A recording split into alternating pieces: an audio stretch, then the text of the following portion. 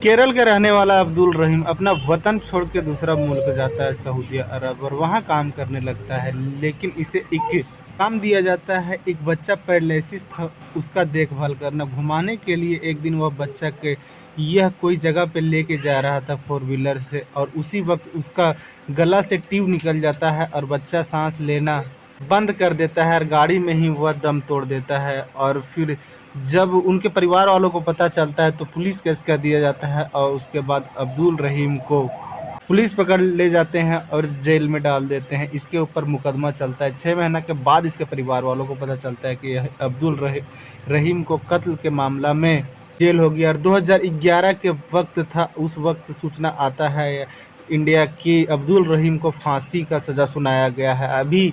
लेकिन उस वक्त फांसी का सज़ा फिक्स नहीं हुआ था कि कब फांसी दिया जाएगा।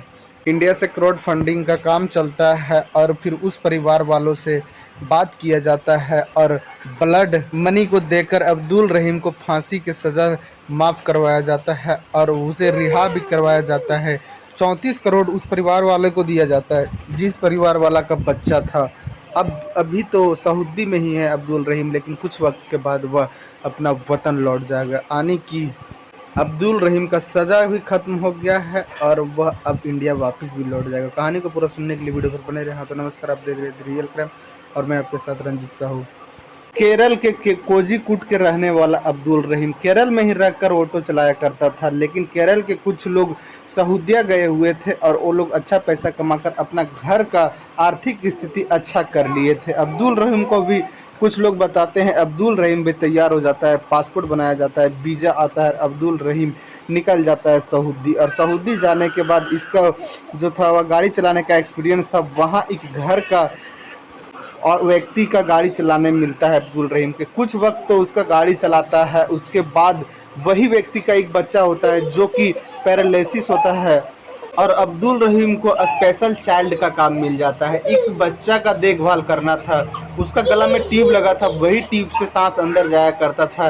खाना का नली भी लगा हुआ था, वही नली से खाना भी अंदर पहुंचाया जाता था, जूस वगैरह ये सब।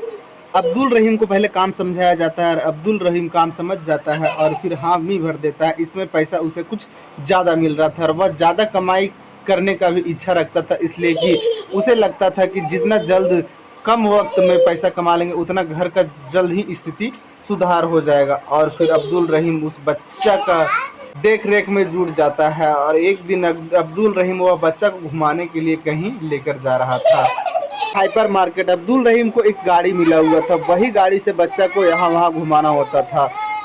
बच्चा अनकॉन्शियस था, वह नहीं कुछ देख सकता था, ना ही बोल सकता था, ना ही कुछ महसूस कर सकता था। बच्चा 17 वर्ष के होता है और गाड़ी में जब हाइपर मार्केट लेके जा रहा था अब्दुल रहीम उस बच्चे के, तो रास्ता में ही उसके गला से ट्यूब निकल जाता है और बच्चा सांस लेना बंद कर देता है। कुछ वक्त के बाद अब्दुल रहीम पीछे मुड़ के देखता है तो देखता है कि वह बच्चा के गला से ट्यूब निकला हुआ है और वह बच्चा का सांस रुक चुका है। तुरंत ही अब्दुल रहीम गाड़ी रोकता है, आसपास लोग को बुलाता है और फिर हॉस्पिटल लेके जाया जाता है उस बच्चे के। तो हॉस्पिटल के डॉक्टर बताते हैं कि यह बच्चा मर चुका है। फिर उस परिवार वालों को सूचना दिया जाता है, जिस परिवार वाला का बच्चा था उस परिवार के लोग आते हैं और अब्दुल रहीम के ऊपर केस कर देते हैं। पुलिस आती है, अब्दुल रहीम को पकड़ती है, थाने लेके जाती है और जेल में बंद कर देती है। 6 महीना तक तो अब्दुल रहीम के घर वालों को पता ही नहीं चलता है कि अब्दुल रहीम कहाँ है।